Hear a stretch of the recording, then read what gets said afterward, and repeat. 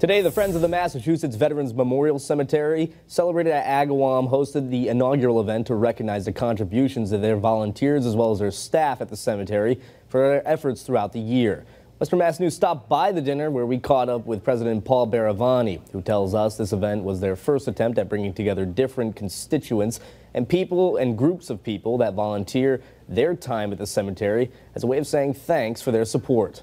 They volunteer their time expecting nothing in return, but the fact that we would say, yes, you deserve something in return.